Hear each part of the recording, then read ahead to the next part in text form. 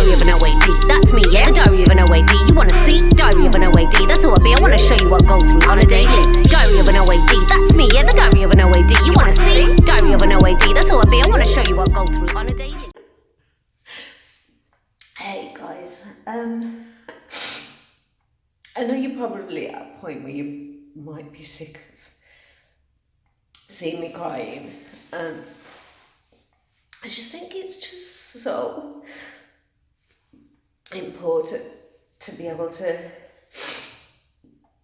see just how much mental health can affect somebody. So I'm at my youth mental health first aid training course, day 2. We're talking about suicide prevention. And I'm trying to figure out why I can't contain my emotions, and I know part of that's to do with the young man. Part of that's to do with the young man that I speak about, who lost his life. But I think the pain is to do with the fact that we as a society are failing people. We are failing people because that inner struggle that makes someone get to the point where they feel like they have no other choice. It's just... Oh, right, okay. I'm going to stop here. I'll go back to this later. Hey guys, so I didn't really get to finish everything I wanted to say on that particular day regarding how I was feeling, but I think ultimately being in a position now where I can compose the importance of those feelings to be able to explain to you, to think that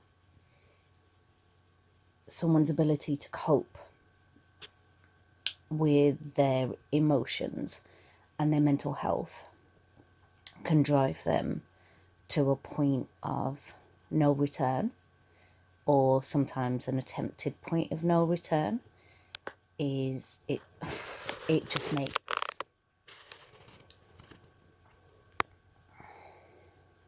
it just really highlights how important it is to have people around that we can talk to. And I think particularly in light of some of the recent news, in particular with the Caroline Flack incident, to think that someone that seemed to have it together or appeared to have it together, particularly in such a public realm, but for one or two things within her life to have had the impact that they did, to the extent that even someone like herself that we would have assumed would have a support structure around her didn't. And the feeling of, right, how do I explain it? So I have thought about suicide in the past, and I think this is the important thing when looking at suicide.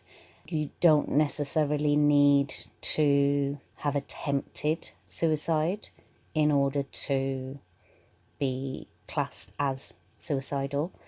Suicidal thoughts can be very detrimental, and I think it's about being able to unpick those. And the only way I can explain it from my perspective and my own experience is suicidal thoughts. It's not necessarily me. It hasn't been a matter of me feeling like I want to end my life right now, but it's been more about feeling so lost and unable to manage my inner feelings and my emotions and my thought process, and feeling, particularly when all three, depression, anxiety and OCD, are taking over and things in my life may not be necessarily going well. It's more of I can't cope with this. I don't know how to cope with this. I don't know how to unpick what I can't cope with. I don't feel like I can talk to anybody about the things that I'm not able to cope with. And I can't at this specific point in my life see a clear way forward. And then the next thought would be, well, if I wasn't here, I wouldn't have to. If I didn't see tomorrow, then this mental strain that I'm feeling right now and this inability to be able to focus and unpick something that I can't even explain would go away. And there are a lot of people that place judgment on someone that might commit suicide, and to be able to admit to someone that you're having suicidal thoughts, that in itself is a big step. And I guess the point of this video is to highlight that when you're feeling so lost in your emotions,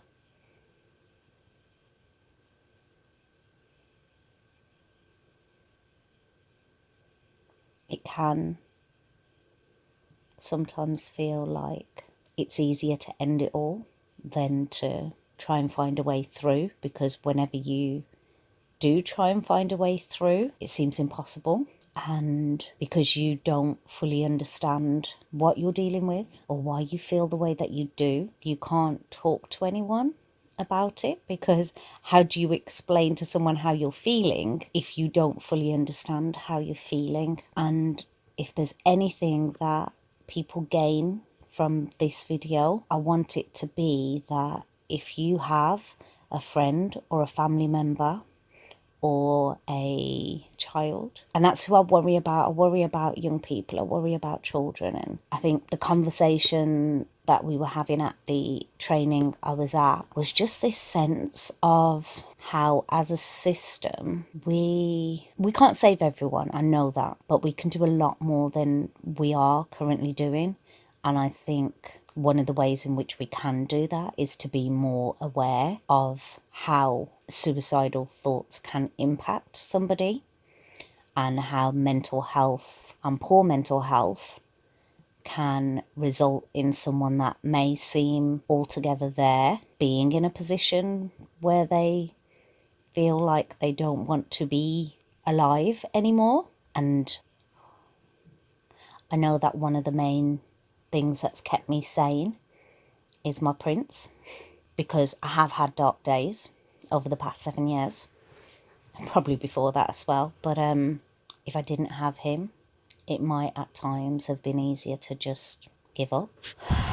So ultimately, I guess what I want to get out of this particular episode is that it's not nice to think about it, but I understand if sometimes your battle feels like you've already been defeated, and because of the emotional strain that you're under, the idea of having to fight the same battle day after day after day can be quite daunting. But ultimately there is help, there are people that you can reach out for, and there is a way through, and that way through may not necessarily be an easy way, and it may not solve all your issues, but there are quite possibly millions of other people that are struggling with some of the thoughts and feelings and lack of control that you may be fighting with. And if anything,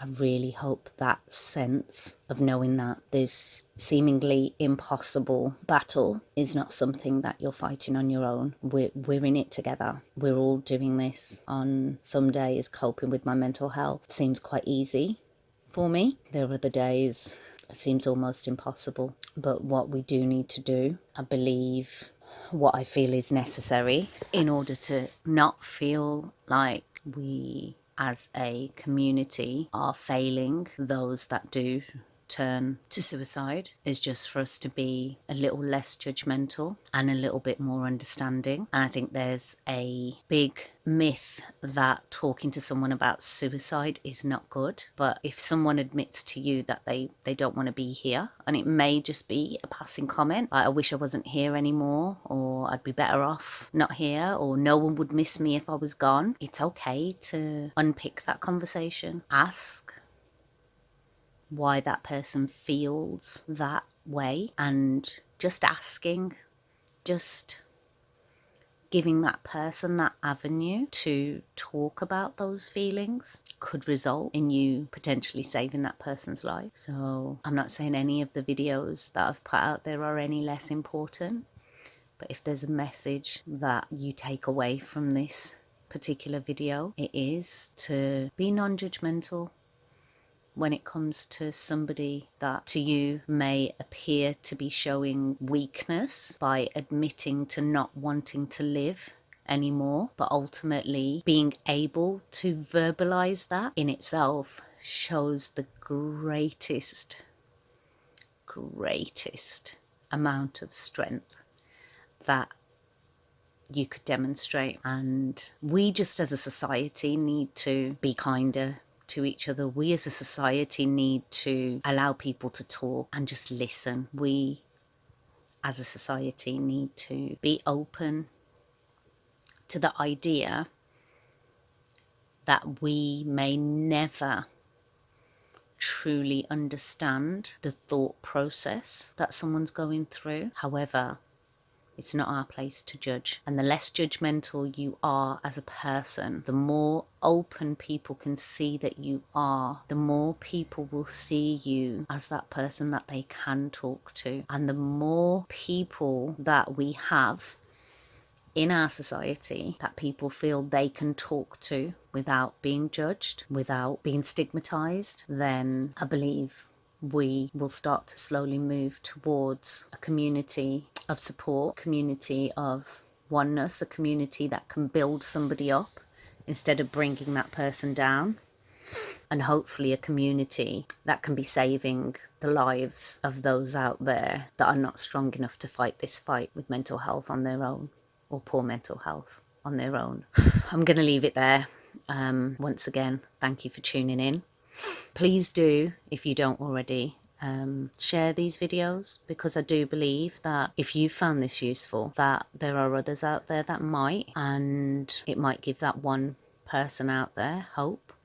And I think ultimately when I started making these videos, that was the purpose. The purpose was, even if one person out there feels a sense of not being alone in this journey, then my job is done. All right, guys, till next time.